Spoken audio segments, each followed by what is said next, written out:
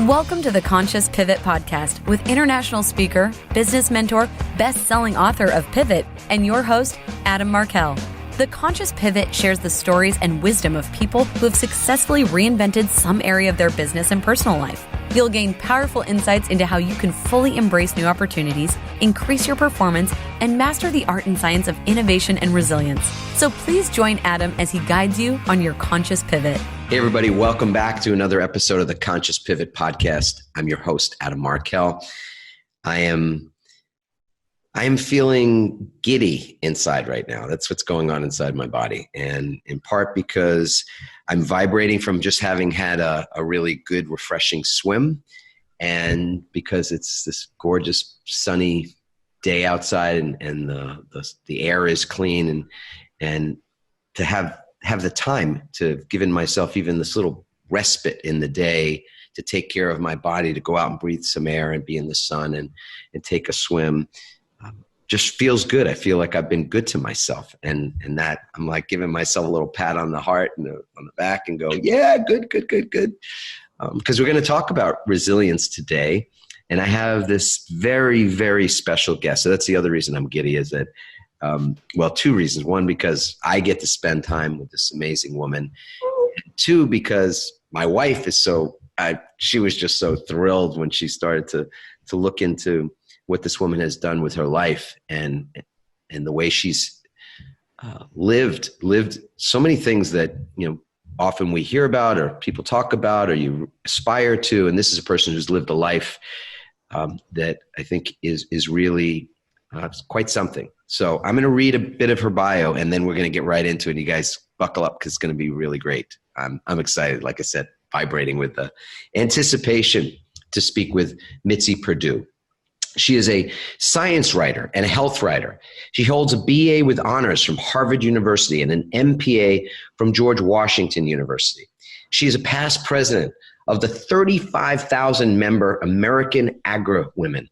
She is also a former syndicated columnist for Scripps Howard, and her column, The Environment and You, and in the 1990s was the most widely syndicated environmental column in the country. Her television series, Country Magazine, was syndicated to 76 stations. She is the founder of, and I hope I don't mess this up. If I do, you'll correct me, Mitzi, Cirrus Farms, the second-generation family-owned vineyards that sell wine grapes to wineries such as Mondavi, Kendall Jackson, Bogle, and Toasted Head. Bogle, thank you. Mitzi combines the experiences of longtime family businesses. Her father, Ernest Henderson, co-founded the Sheraton hotel chain, and her late husband, Frank Perdue, was the second generation in the poultry company that today operates in more than 50 countries. In 2019, she founded Win This Fight, Stop Human Trafficking. It is with great, great honor and tremendous pleasure that I welcome Mitzi to the show. Mitzi, great to have you with us today. I'm vibrating too. It's just exciting to meet somebody who's so warm and so inviting, and I'm loving this. Thank you. Wow. Thank you. The bio I just read, I read a fair number of people's bios and introductions. Since I left the practice of law about 11 years ago, I've been involved in both speaking and emceeing events where I've got amazing people to introduce. And that's one of the most significant bios I've ever read. Oh my gosh. So with that, I'm going to ask you this question. What's not in that bio? What's one thing that's not written in that bio that you would love for people to know about you?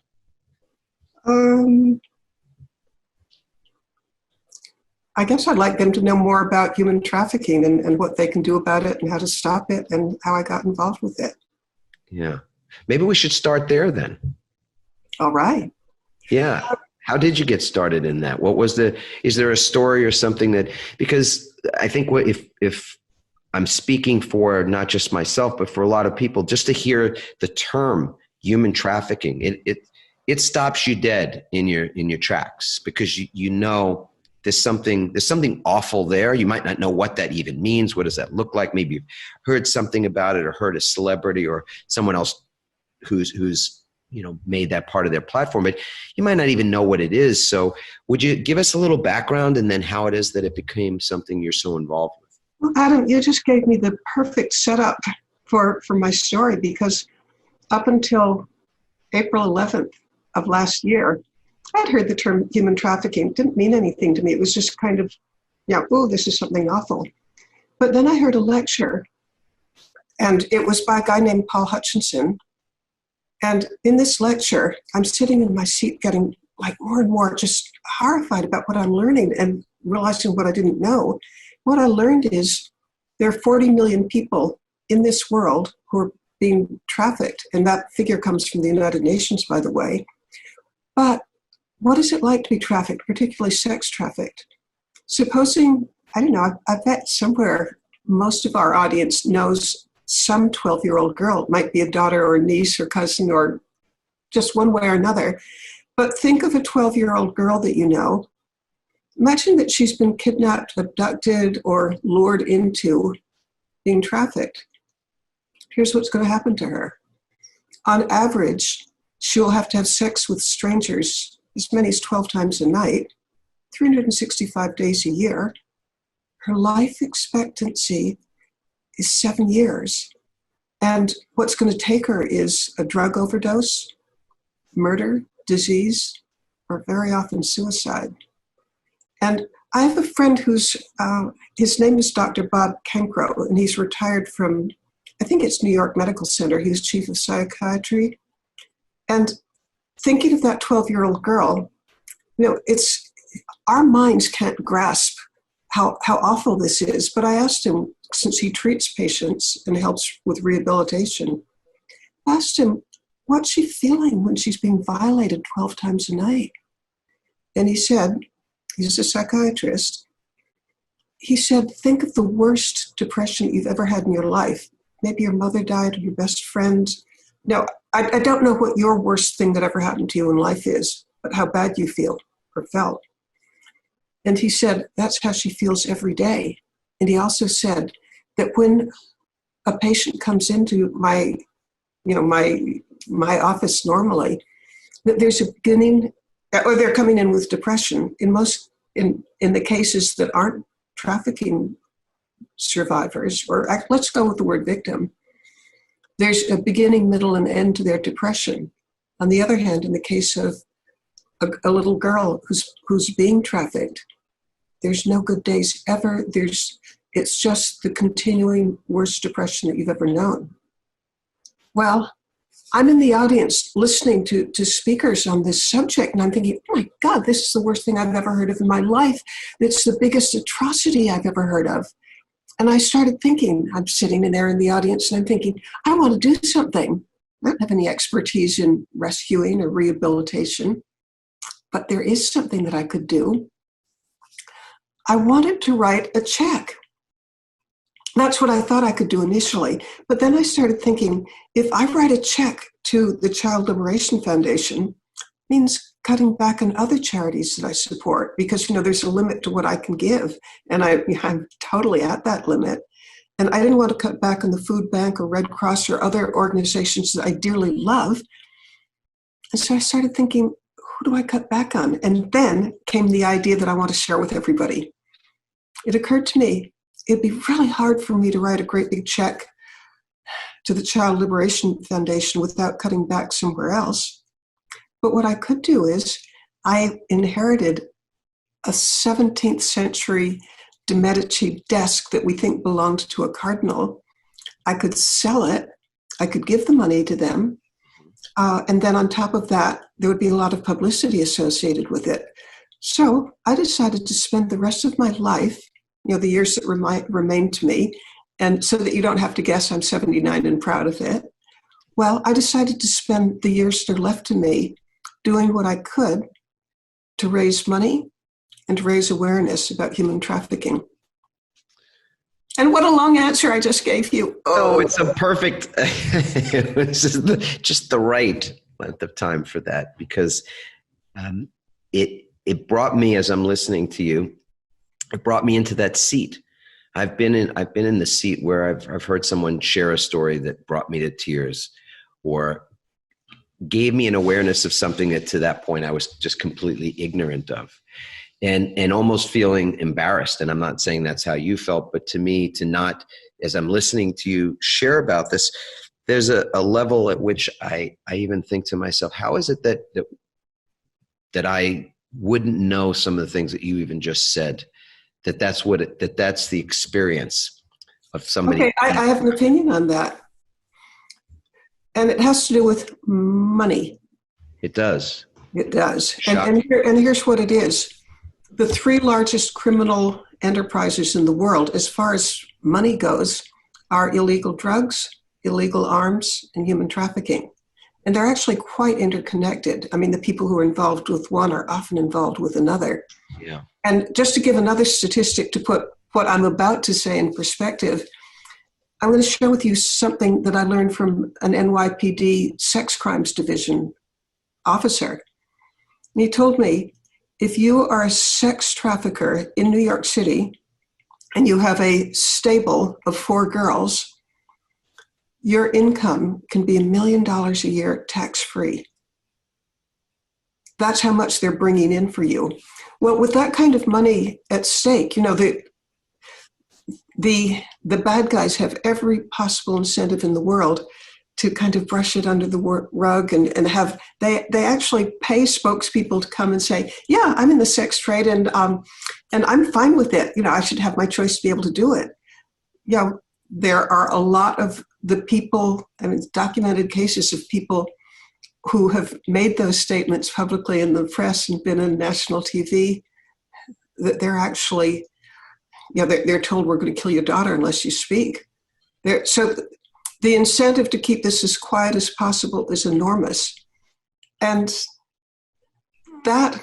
So there's been a concerted effort to not have this sort of become wider. I mean, and again, I don't want to get into areas that, well, for example, to talk about Jeffrey Epstein, it's almost, to me, you know, you say his name and it brings up so many, I almost feel like you're supposed to spit or something after you say his name. I mean, it's really quite awful. And the fact that so little was publicly known.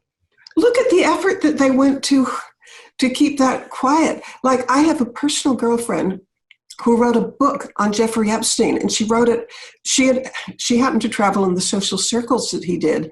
And when he was, I guess is the word indicted the first time, or maybe convicted, whatever, when he first came to the attention, you know, big time of law enforcement, she decided to write a book on it.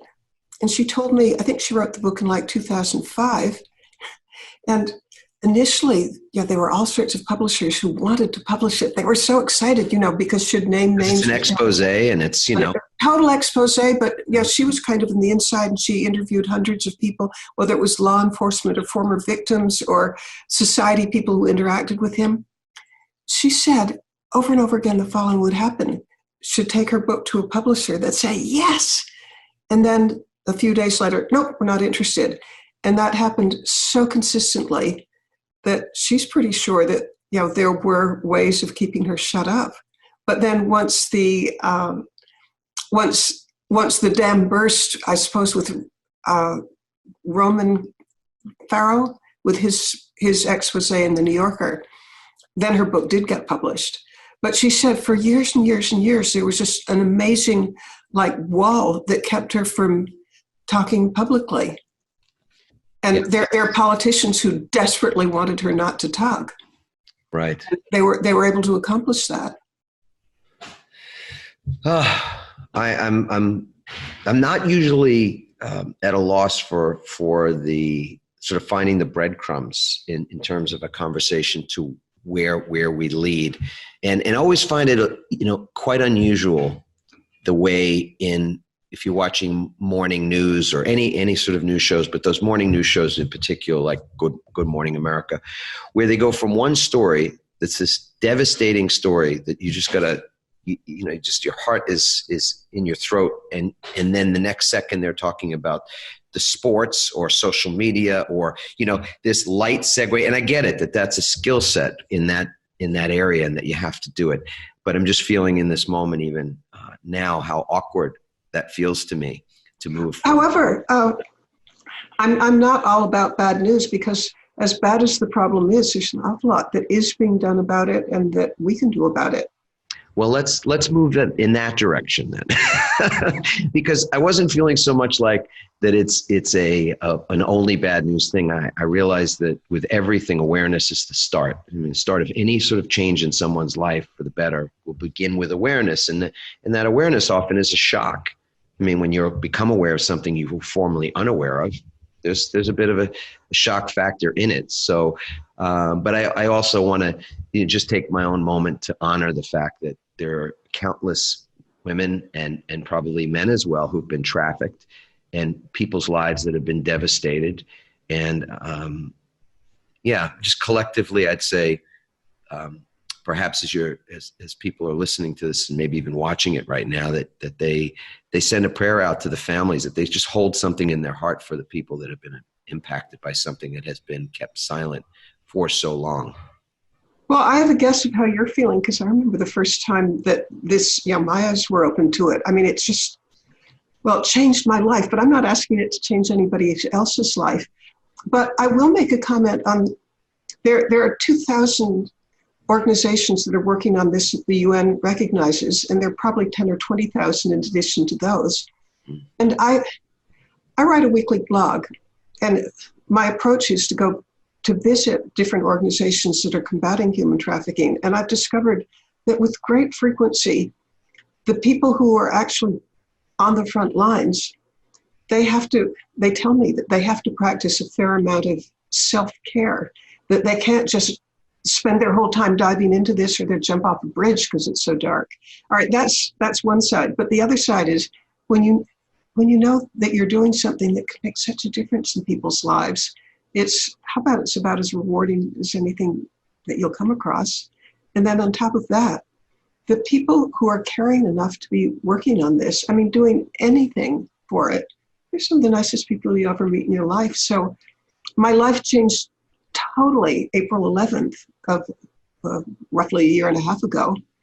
But I would say for the better, because it's a good feeling to know that people will have better lives because of efforts you make. Yes. And this is, you were very open in sharing your age, and not everybody's so happy to do that. And I'm proud of it. Well, I mean, everybody who would have your energy, look the way you look, sound the way you sound, everybody be happy. I absolutely will aspire to that. And at the same. Can I break in and tell Sure. why I have this attitude? Yes, please. Have you? All right. I got to ask this question before that. Have you always been this sort of light and vivacious and enthusiastic human, or were there times in your life when you were maybe not quite as inspired for yourself? Yeah, there was I've been married twice, and one was absolute bliss, and that was to Frank Perdue. But I did have a previous marriage where my first marriage was as dark and difficult as my marriage to Frank was happy and joyous. And during those 17 years, I mean, I think if I'd stayed in one more year, I might not be here. So, yeah, I know what it's like to be down and devalued and think that you don't have the right to take up space on Earth. So, but then another comment on have I always been? Well, you were going to say something, and I interrupted you. What were you about to say? I'm not sure what I was about to say. Because I was. I remember. I was going to tell you about my attitude on age. Yes. I had an aunt who lived to 95, and somewhere like in her early 90s, I spent some time with her on a road trip. And I asked her the world's most indiscreet question, but we loved each other, and I dared ask her anything because I loved her and she loved me. So here's the indiscreet question. I asked her, Auntie, what's it like to be old? Yes. And that's a really indiscreet question, but she didn't hold back. She said, as long as you've got your health, and as long as you're not worrying about paying the rent, it just gets better and better. She said, here's what happens as you get older, and it certainly worked out for me. She told me that the older you get, the more freedom you have to spend the time the way you want to. She said, like you're in grade school, maybe you're learning irregular verbs or the multiplication table, something that's work and you don't really want to be doing it. Maybe you get through college and you're starting your first job. You're totally constrained. You're worried, are you going to get the job? You have to work like crazy. Even in your 40s, this is the way she put it. You have to spend a lot of time doing things you don't want to, like the way she put it was entertaining visiting firemen. And what that meant was, even if you've gotten fairly far in your job, you still have to spend time with people that wouldn't be your first choice.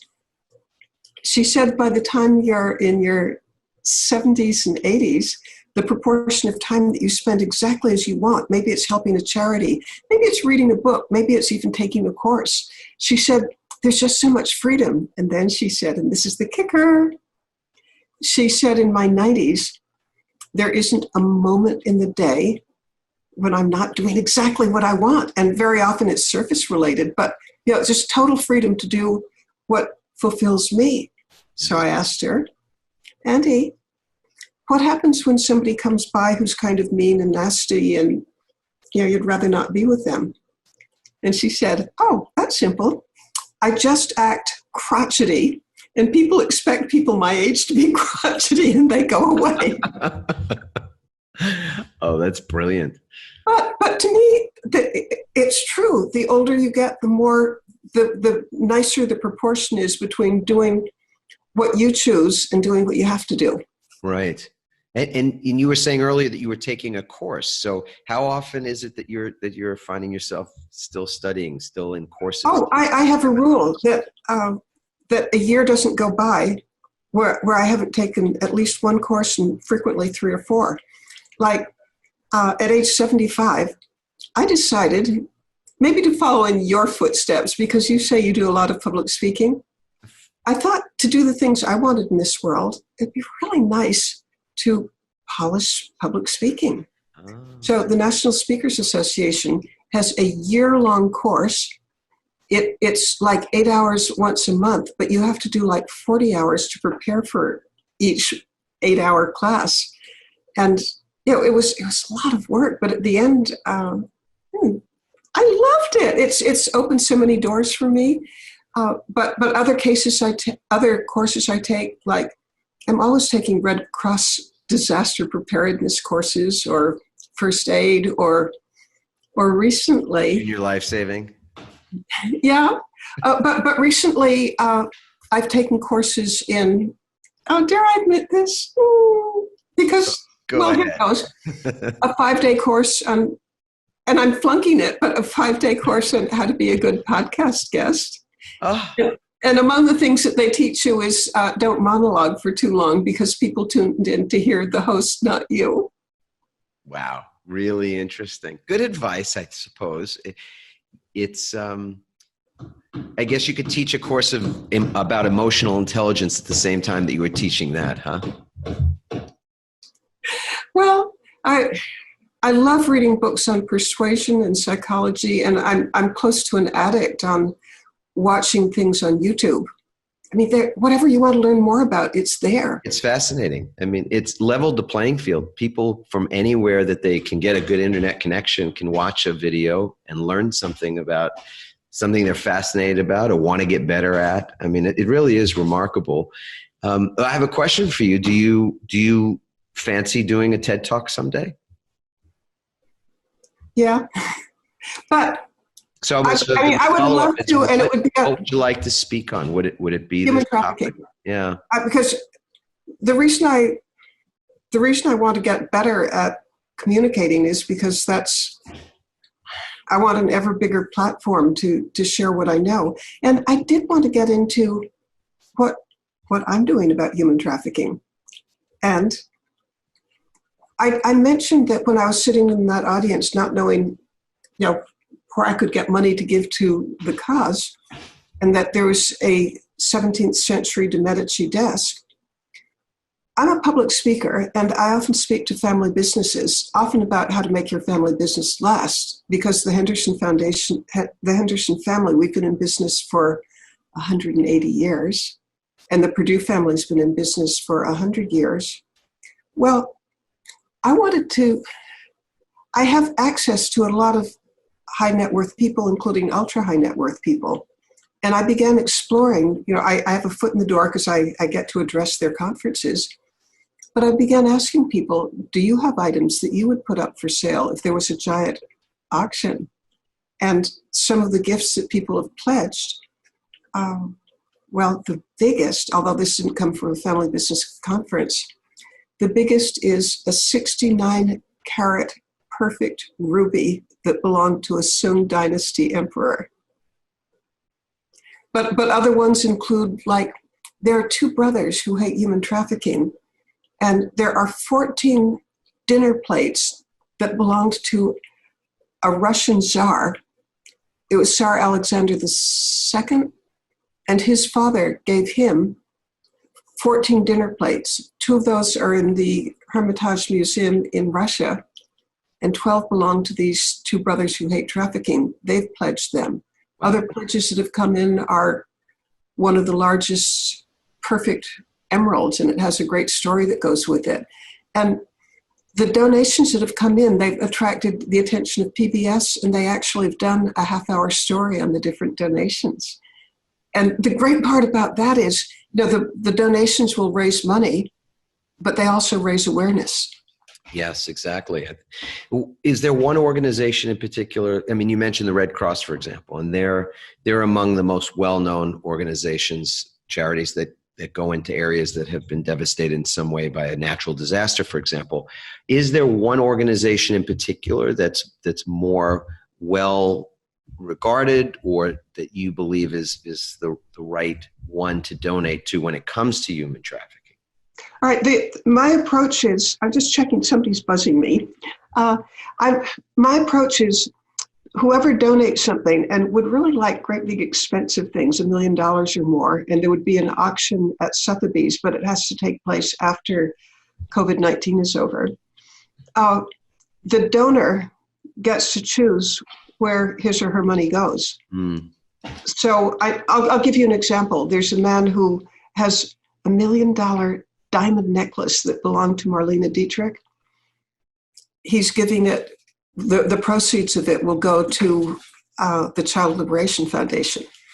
So whoever makes a donation, they get to pick where it goes.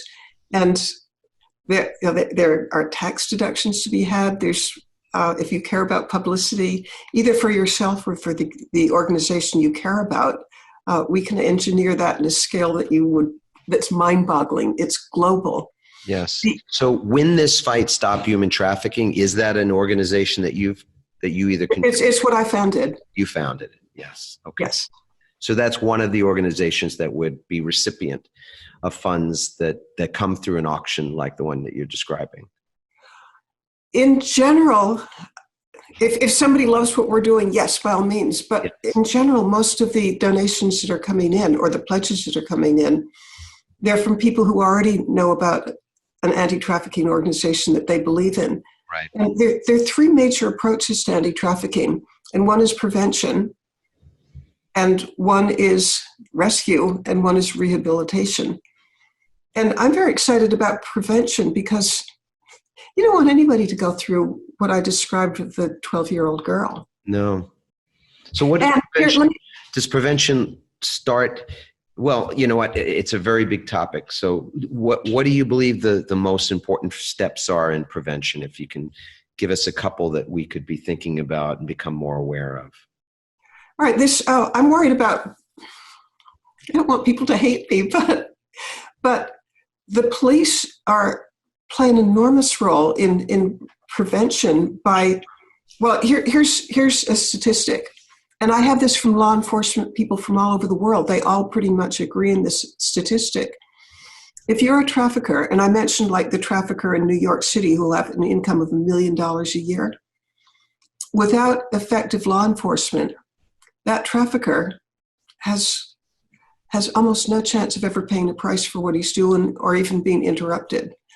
The odds are 1 in 100 of a trafficker ever paying any kind of price. And that's where law enforcement comes in. If I could wave a magic wand and do something really consequential rapidly, it wouldn't be defunding the police, it would be increasing their budgets, but particularly giving them the tools that they can interrupt trafficking and have the bad guys prosecuted.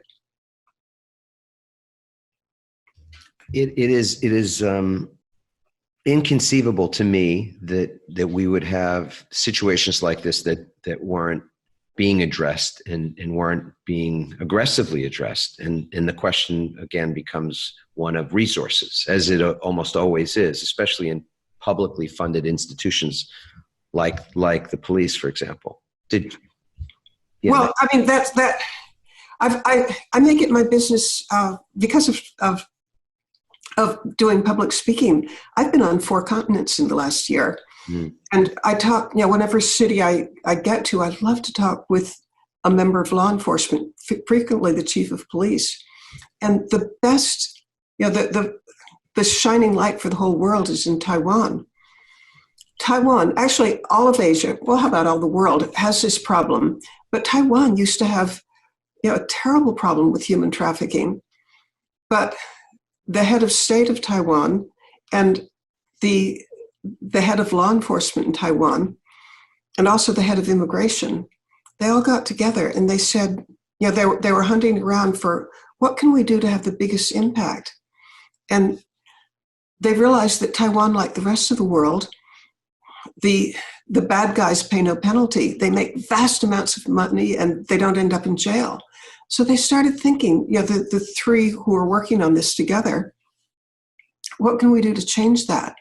Well, one of the reasons that the traffickers pay no penalty, at least in Taiwan and presumably in lots of other places in the world, is say you rescue a girl, she fingers who did it, she almost never testifies. And by the way, that's true all over the place, that the girls won't testify. Or it could be boys, but since it's the majority is girls, let's just to simplify, focus on women for the moment. She's not going to testify because she's scared of her life. She's scared that they're going to kill her children. The consequences of testifying very frequently are just beyond imagination horrible. What Taiwan did is, there's a girl who's willing to talk. They have, I believe it's a very large hotel, which is completely dedicated to housing these women. And it could be for 2 or 3 months, it could be half a year, until the case against the bad guy is solid and that they can testify, and the guy will be put behind bars and then they're no longer in danger. But during that time, they're getting an education, they're getting well fed, they're getting the chance at starting life over again.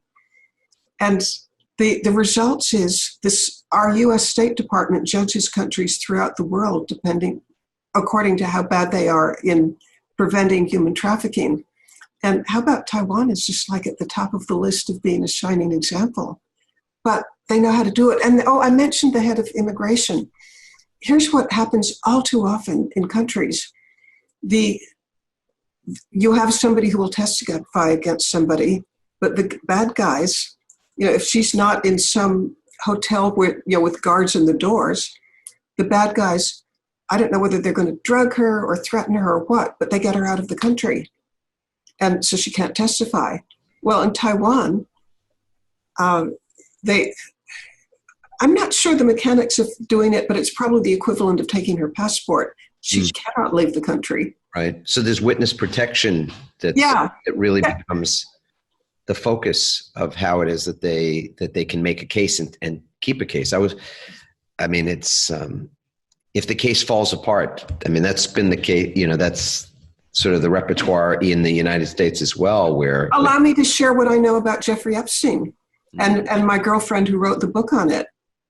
And actually, even, can we think of the name of the guy who let him off easily in whenever it was the 2005, 2008, whenever it was. You mean sort of the people, someone in Florida, it was a prosecutor or someone? It was a prosecutor, and everybody's just been, just really down on him. I recall his name, but yeah. I can't remember it, but there was a specific guy. It might have been Gates, but a prosecutor who just seemed to give the tiniest tap on the wrist to Jeffrey Epstein. Well, here's the story on that. And I have it from from two sources. Let's say the guy's name was Gates. I'm not sure if it was. Or let's call it Smith. But this guy, Mr. Smith, the prosecutor, he had an absolute watertight case against Jeffrey Epstein. He had all sorts of girls who would testify. He had people who worked on the island who would testify. He had the best, most perfect case in the world. And then, as they got closer to coming to trial, the girls began disappearing. The people who worked at Lolita Island began disappearing. The people who stayed recanted their testimony. He said, and people higher up told him, lay off. And so, he was afraid that it was going to be a case where you come to trial and you don't have anybody who will testify against him, and Jeffrey Epstein just gets off, clear as a bird. And so, as a prosecutor, he got the best that he could for the victims, but he didn't have the resources to stand up against the dream team that the other side had. And so, what do you do if you're a prosecutor and your witness, you find out she's in Africa or she's in East Europe somewhere? No, it creates an impossibility, a really impossible task. I mean, people are really down on this prosecutor, but I think he did the best he could against really fabulously impossible situation. Money and the power that's often associated with it, I think, is a big part of how these folks have been able to evade the kind of public outcry and public awareness that I think we're seeing more of now, which is in part due to people like yourself who are bringing it up. It's a difficult topic to talk about, yet you are doing that. I think it would be wonderful to see you create a talk that might find its way onto a TED stage or other stages, because this is something that I feel like people don't know enough about it. And when it's sensationalized, through... You said that I was looking up, and I think, were you kind enough to use the word sparkly? It's because the doors that are opening for having good things come, for spreading the word. I'm exactly at this moment talking with 3 different global organizations about having a podcast which they would sponsor. And I'm not sure which one I will go with, but it's so darn exciting to have them come to me. But the format of it would be, or at least for one of them, and the others are similar, for one of them it would be that I would interview people from all over the world who are working for anti-trafficking organizations. And I don't want to turn people off by having it too dark. I mean, that's a fear. So I would interview them very briefly about what the problem is. And the first one is likely to be Botswana. So what are the problems in Botswana? What are the unique things that are going on there? Then what are you doing about it? And I'm only going to interview people who have success stories that can encourage other people, because this is not about making people throw their hands up in despair and say, oh, I give up, it's too awful. And then the final part would be, what would you wish people would do? And as I said, there are 3, how about pretty large organizations that I'm negotiating with right now. Yeah. Well, you use the word helplessness, and I think there's a, rather than going down the path of what helplessness or learned helplessness has looked like, the opposite of that is resilience to me. So let's talk a little bit about that, because for somebody that's as inspired as you are at this phase in your life to be taking on something like this, to be so inspired by it, you've got to be incredibly resilient, not only because it's so much work to fight for any cause on any good day, even the best of days. I know that's really incredibly challenging. You've got to develop your own personal resilience. You've got to have the energy to fight that fight, keep fighting that fight. So I'd love to just turn the sort of the focus more on you now for a moment, because as you said, to be where you are in your life, what is it that you do on a ritual basis? I'd love to get your definition of what resilience is, and then I'd love to know what some of your rituals are to actually maintain that and create that resilience. Okay, I'll give an overall answer, and it's one that I've heard from other people as well. If you focus too much on the absolute evil of human slavery, you want to jump off a bridge and can't do that. So I totally limit myself to how much I think of the horror that's going on. Instead, I try to focus on what I can do about it. And, you know, if I find my energy flagging or my commitment lessening, at that point, I'll start thinking, yeah, there are people whose lives can be improved by what jointly we can do together. But I actually try pretty hard not to wallow in how awful it is. Instead, I want to get my energy from thinking, yeah, there are things that we can do. And they're not going to be done immediately. It's a long haul with as many people as possible in the world working together. Yes. And again, I want to really dive into more than even I think the mindset that you just described is vitally important, because even with regard to social justice and the movement and where we are in our country in the United States, because I know people listen to this from all over the globe, but in the U.S. in particular, where the movement for social justice is so deep and rich in our lives right now, there is a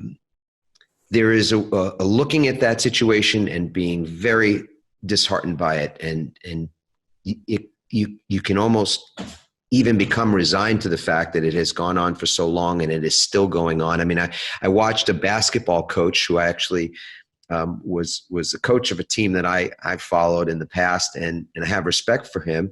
And he was being interviewed, and emotion was coming up, and he just said, you know, something to the effect of, you know, it's just shocking to me, meaning him, that we could love this country, that I could love this country, and other Black Americans could love this country so much, and this country just refuses to love us back. And that just, you know, it broke my heart to hear it. It obviously had broken his heart long before he said it.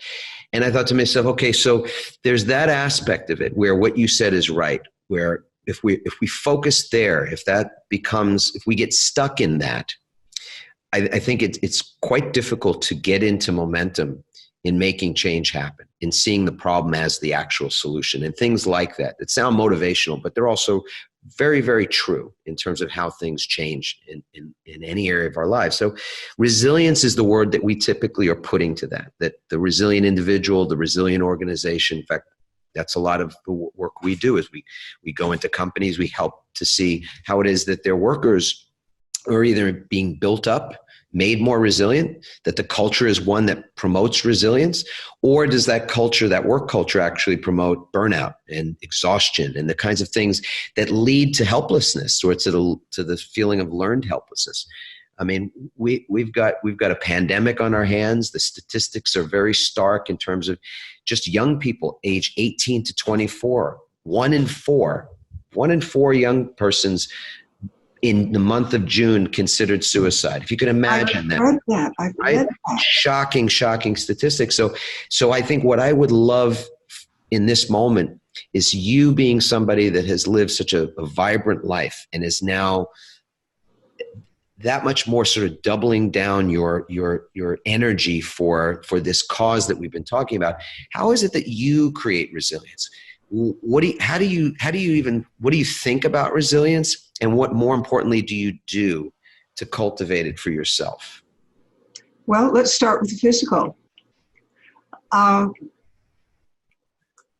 a huge believer in diet and exercise and mental attitude. And for diet, I have a very simple rule that's taken me a long way. And that is, whenever you have a choice with what you're going to eat, pick the less processed. So supposing you're out with friends or maybe you're visiting somebody's home and they've made a fabulous dessert.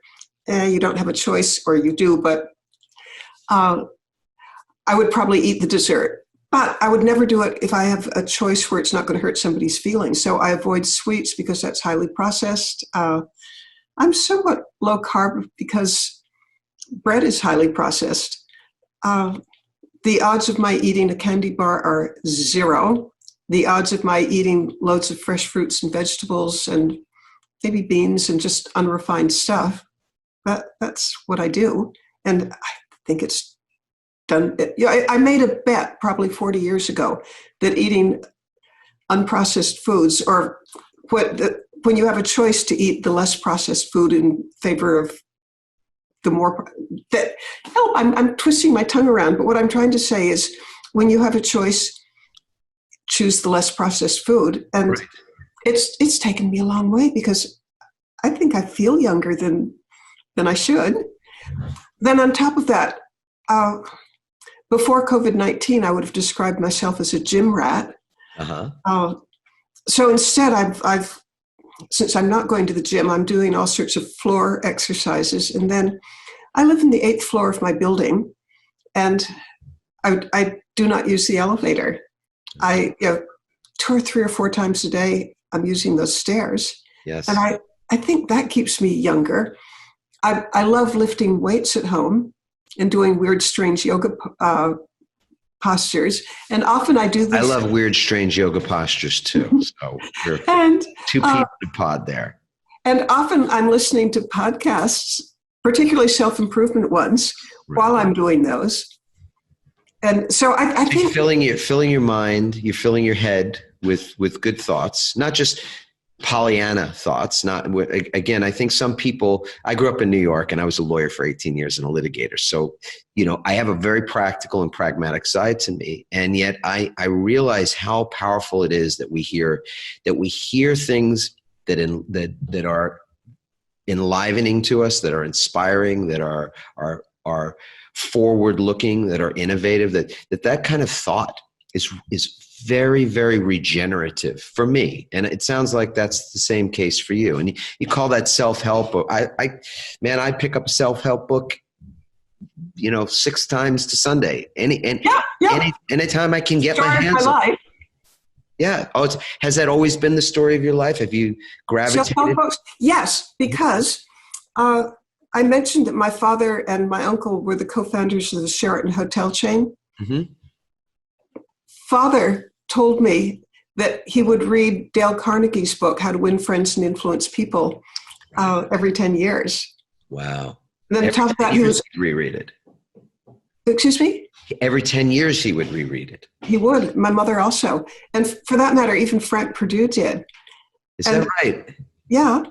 And, speaking of resilience, a quick, or actually, I'll be honest with you, it's not that quick. Oh dear. I want to make sure that I'm not supposed to be doing something else right now. Yeah, go right ahead and check. I love it. I might not even edit this out because this is just a real moment. So perfect. Have I lost you? No, I'm right here with you. And I'm trying to find my Zoom button. Okay. Yep. There was an alarm and I was thinking, am I supposed to be doing something? But I am supposed to be doing something, but it's not as important as this. Okay. Okay, sorry about my father and resilience. Uh-huh. When he was 26 years old, he got engaged to my mother. My mother was from West Virginia. She came to Cambridge, Massachusetts to meet to meet her future in-laws. And my grandmother, my father's mother, Grandmother Berta, told Mother, don't marry Ernest. He can never stick with anything. You'll end up poor. Now, can you imagine what resilience it must take to recover from that? His own mother telling his future bride, don't marry him. Right. Well, he took that as a wake-up call, and he went to the, whatever the equivalent of Yellow Pages back then was, and found the Johnson O'Connor career guidance counselors to try to figure out why he couldn't keep jobs, why he couldn't stick to anything. Yeah, because he wanted to get married and he didn't want his wife to end up poor. Well, Johnson O'Connor spent an entire day with him, giving him batteries and batteries of tests. And at the end of it, he said, "Mr. Henderson, you have the worst human relations skills I've ever come across. Now, you're a really bright fellow, so you could have a career like in science, in a laboratory where you wouldn't have to interact with anybody. But meanwhile, you just aren't gifted at getting along with people." Yeah.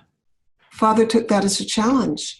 Mm. He began taking and here's why I took it as a challenge, because he calculated, and he's told me this, that getting along with people is the most important skill that there is. I mean, almost nothing else matters if you can't get along with people. I mean, you're not going to have friends. You're just not going to have a good life.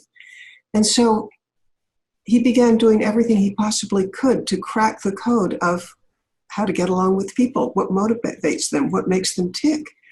And Dale Carnegie was one of the courses that he took. I mean, he actually took the course in addition to reading the books. But he took courses in public speaking, salesmanship, read books, went to lectures, read magazines. I mean, just studied everything he could about how to get along with people. And his greatest deficit became actually his greatest asset, because by the time when he started the Sheraton hotels, and we're talking 1933, it was in the middle of the Great Depression, the beginning of the Great Depression, really. Yeah, actually, the Great Depression in the early 30s was so bad that there was 25% unemployment. Right. But that meant that people didn't have surplus monies to go to hotels, and nobody was buying them. Not an optimal time, you'd think, to start a hotel chain.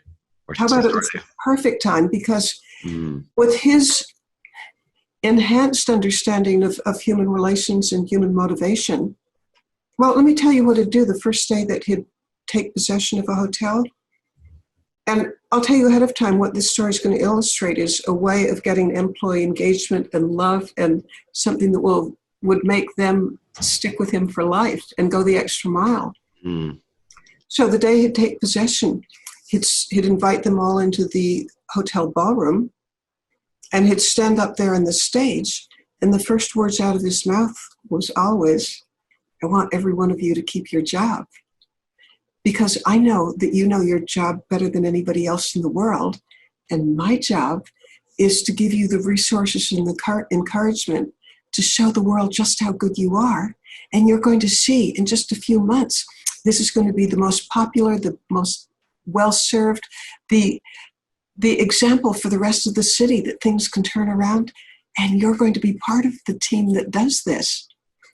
Well, since there was 25% unemployment, you can imagine that they were, initially they were afraid they were going to lose their jobs. So, the first words out of his mouth is, "I want you to keep your job."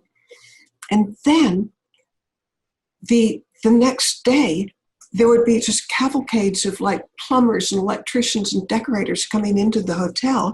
And Father told me they'd never go directly, they wouldn't spend their time for the first few weeks on the areas that the paying public would see. No, it would be the areas that only the employees would see. Like, for example, the employee dining room, the employee kitchen, the employee showers, locker rooms. He would spend the first money on things that would show and communicate to the employees how important they were to him. And he told me that this was the best investment possible, because it's the employees that are going to make the hotel a success or not. And he wanted to communicate to them how important they were to him. And the results were the first hotel that he bought did so well that he had money to buy a second and a third until the time of his death, 400 hotels.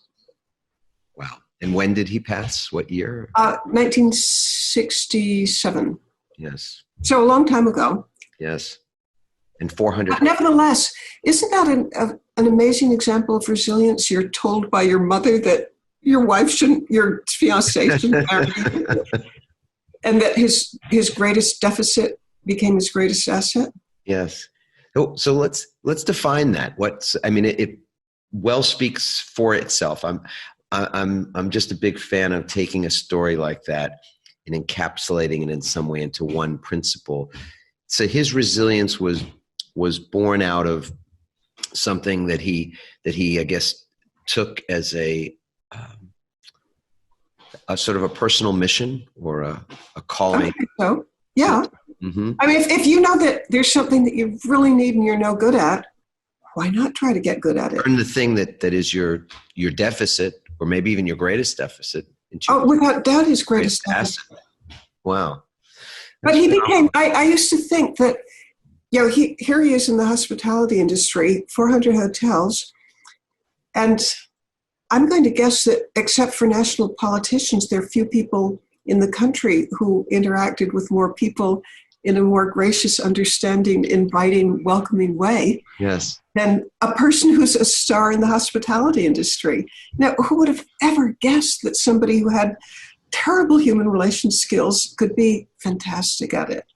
I think it often is that the teacher is often great. The great teachers are sharing things that they've most needed to learn in their lives. And even sometimes the things that they're most learning at the time is a very significant catalyst I found in teachers that are really passionate and effective, more than passionate even, but just very effective at conveying information about something that's vitally important to them.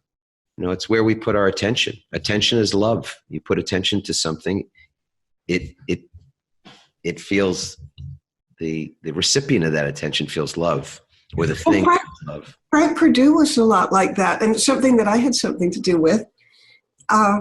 We had a program. It began when we had just gotten back from our honeymoon, and I told Frank, we're walking on the beach, it's a romantic area, and suddenly I stop and look up at him and I tell him, Frank, we should entertain every single person who works for the company in our home for dinner. And Frank thought that was a completely crazy idea. And was your father still alive at that time? No, I wish they had met, because oh yeah, of course they had a lot in common. But initially Frank's reaction was no, and I pretended that I didn't hear the no, and I said, let's have them at 100 at a time. There were 16,000 employees at that time. And he said, no, that's way too many. And I said, I bet we could put it together and start in 6 weeks. Oh, that's way too soon. And I feel like we're getting a relationship course now. I love that. Yes. Okay. Well, that's way too soon. Well, we went round and round with me just going ahead and planning what it was going to be like. Because, I grew up in the hospitality industry. We think that you solve everything by good human relations. So Frank's initial reaction was, no, what galaxy did you set down from? But as we continued to talk, he started to think, or even to say, maybe there's something to it. And then finally, I like it. I like it. And for the next 17 years, roughly 3 times a month, would invite people at 100 at a time to our home for dinner. Wow. And at these dinners, the reason Frank eventually agreed to doing this was because it was yet one more way of showing the people who worked with him how important they were. Right. And Frank would, there would be a great big long buffet table with several servers, but Frank would stand behind the buffet table and he would wait on his employees. Yes. And at the end of the evening, he'd always thank his employees, saying, in different words each time, but roughly, I know the company wouldn't be what it is today without you. Thank you. Right. And Frank grew up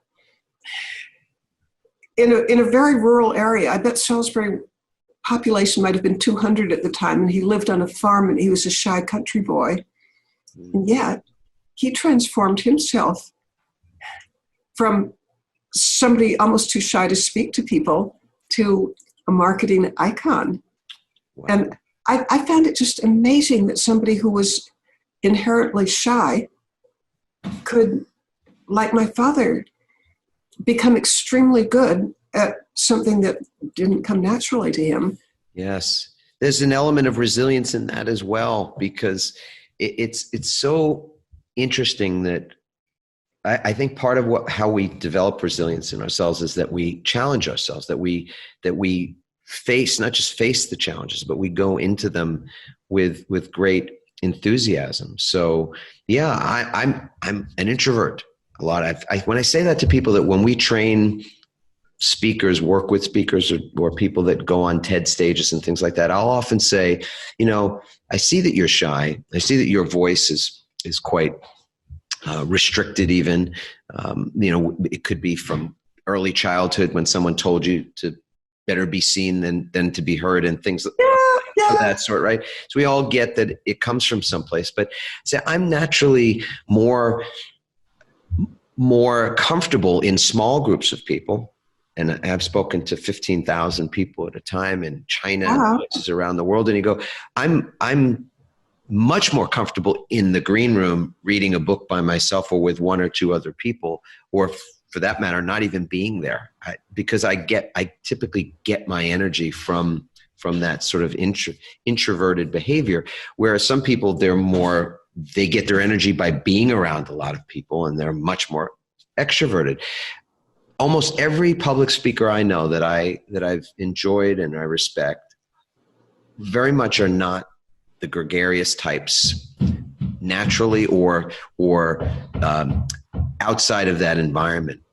And so I call it being a situational extrovert. A friend of mine mentioned that to me years ago, and I was like, I love that term, situational extrovert. And the reason why I think that's important is that when you have something that's important to you, when you have a mission, like, so Frank, you're describing your husband as having this mission, that your dad had a mission, something that was more important than their own personal comfort. If you leave me to my comfort, I wouldn't choose to speak to 1,000 people, because there's nerves involved. There's wanting to do well. There's ego. There's all the responsibilities of being in service, of not screwing it up, making it happen, make it happen well, and that's a lot of weight. It's exhausting. Who would, if you have your druthers, you sit home and you read a good book, or you go for a walk, or take a swim or something. So to put yourself out there like that, it really, I think the mission is what is a great driver to know that there's something that's bigger than you, that's much more important than you, that will help you to develop the kind of resilience to stand in the face of things that you're not good at. Because when you practice something you're not good at some point you become quite good at it. But Frank used to have a saying which I treasure, which is, if you want to be happy, think what you can do for somebody else. If you want to be miserable, think what's owed to you. Mm. And so I think a lot of his life was about service. That's what it sounds like. And by the way, a little tale out of school, I think Frank had almost no interest in money other than the pleasure of giving it away. He didn't have yachts and racehorses. When we traveled, it was almost always economy. When we'd visit different cities, we would go by subway, whether it was Tokyo or Beijing or Paris or wherever. Because he just didn't need the trappings of money, which I thought was neat. He would rather not spend it and give it away. And allow me to tell you about my father. Please. My father said that the greatest pleasure his money ever gave him was in giving it away. Interesting. I think people need to hear that. I really do. I'm very happy that you just said that, because often, especially people that have not had great wealth or have no proximity to it, they think of it like many things that we think of that are unknown to us. So we sort of make them into something that they're not, or think that they're a great panacea or a great solution in their own personal lives, where money for sure can do a lot of good for a lot of people. But for you personally, I think it can be a magnifier. So if you're generally, or you are a humble person, you have humility, you think of others, money will only help you to be more able to do those things. And if you're, well, to me, money is power. Yeah. And I want to use the power that came my way for good. And I do have a focus. And by the way, I live I think I live fantastically below my means. I live in an apartment building, and my neighbor, let's see, one is a librarian, one is she's trying to get a job. I think, what do you call it? She's on probation to work in the police department, in the sheriff's department. Right. This is not Millionaire's Row. Yeah. But I'm happy as can be here. I don't need a great big fancy. Here's what I can say with certainty, and I have I'm going to be audacious to say this, but in looking at you and listening to you, whatever you are doing, you keep doing that, because you have this just light and wonder that's still so evident. And if people that are watching, if this is both a podcast as well as it becomes a YouTube video. So if you're watching this or you want to go to YouTube and check it out, just this, what you're seeing is a person who you have so much light in you, in your face, in your eyes, in your smile. And so far from me to say it, I guess, but keep doing whatever you're doing, because it is more than just working. Is working. I think I've just died and gone to heaven. Thank you. No, and thank you so much for being on the show today. I'd love them to come visit my website. My goodness. We have show notes, which is really interesting, that'll have links to the website, links to Win This Fight, Stop Human Trafficking. I assume we'll have that as well, about the foundation. I'd love to check in and find out more about that auction. I think, I should tell you that the auction, even though we've got the most amazing, fantastic donations that are going to be famous throughout the world when it happens, my goodness. But it is on pause, so you can see the donations, but they're not going to be available unless you're in a real hurry to buy the 69-carat perfect ruby. You know what? My wife is a July baby. She's a Cancer. I think that's the month that ruby is the birthstone. Oh, well, buy it for her. It should go for around 60 million. 60? Just 60? Yeah, and I know that you want to, but there's only one on offer. Wouldn't insult anybody if I started the bidding at 50, right?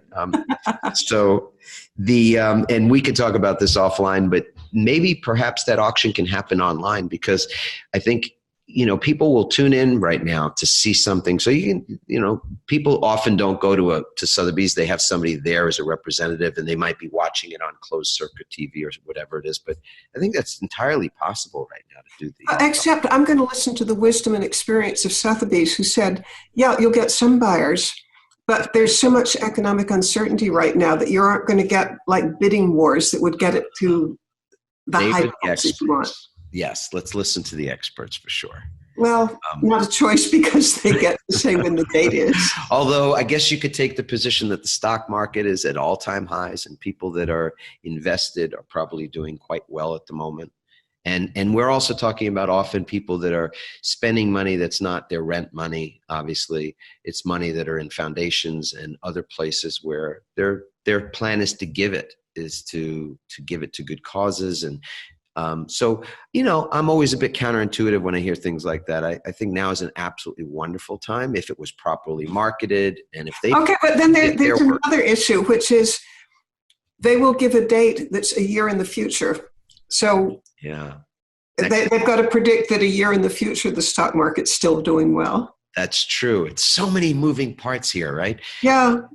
But I'm very excited because in my life, one door shuts, another opens. And I mentioned that I do have 3 organizations that they're large and they have fabulous distribution that want me to do their podcast. Their podcast. Woohoo! So lots more in this discussion. And for our listeners, please leave a review. You can go to adammarkel.com/podcast to let us know your comments, your thoughts, your feedback. So valuable to us. If you've not yet subscribed, please feel free to do that as well. And I'm going to leave us all with a reminder. It's a reminder. I get to do this each time for myself, and to the extent that there's somebody that's not heard this before, and those who have even, I think it's very important that we think about how it is that we create our days. What's the process to create the day of your dreams, the perfect day? I think that is possible when we start the day, as my grandmother would say, on the right foot, and the right foot is the right thought, and so I have a very simple process to create the right thought to begin the day. First of all, we all have to wake up. So, Mitzi Perdue, did you wake up today? Yes. Yes, he did. And you totally get that, right? There's no question you do not need another cup of coffee to be awake. You are awake. And how lovely that we get to, if we're very, very fortunate, we get to wake up yet again tomorrow. Because when we go to sleep, we put our head on the pillow tonight. There's no contract for that, no guarantee. So if it happens, when it happens tomorrow, we get to say, wow, what a blessing this is to be awake, to be alive. And even with the challenges that we face, the alternative is not even thinkable. So we can be grateful. So we wake up and we're in gratitude. Just even a moment in gratitude at the beginning of the day is so powerful. And then the third piece of it, this simple system, is starting the day on the right thought, the right foot. Often for me is the right thing that comes out of my mouth. The first thing that comes out of my mouth is usually the reflection of my first thought. And so I have these 4 simple words that I start the day with every single day. And that was the subject of the TED Talk I gave. The 4 words are, I love my life. That's it. I love my life, no matter what. So the question for you, Mitzi, is what words will you start your day with tomorrow? And that's for all of our listeners as well. You could start with I love my life, or you could start with something entirely different. I had a woman that answered that question a couple of months ago, and she said, the first words I say are, I wonder what miracles are coming today. Judy Whitcraft, it was her name. And I thought that, and she's also a woman in her late 70s who I so admire. She says, I wonder what miracles are coming today. And I've started using that as well. That when I wake up, before I look at my phone, before I go do anything or take care of, the coffee or anything, it's like, what do I want to say out loud as a way to usher the day into something really great? So Mitzi, any thoughts on what you might say when you wake up tomorrow? How can I better serve? Wow. Epic. And thank you. Thanks for being a guest on the show. I've loved every second. Thank you so much. Beautiful. Ciao, everybody. Ciao for now. Thanks for listening, everyone. We hope you now have the tools and greater insights to navigate your own pivot. Help us inspire others by sharing this episode and leaving your comments over at adammarkel.com/podcasts. For more tips, strategies, and support as you consciously pivot into a new business and lifestyle you love, join our Pivot community on Facebook at pivotfb.com.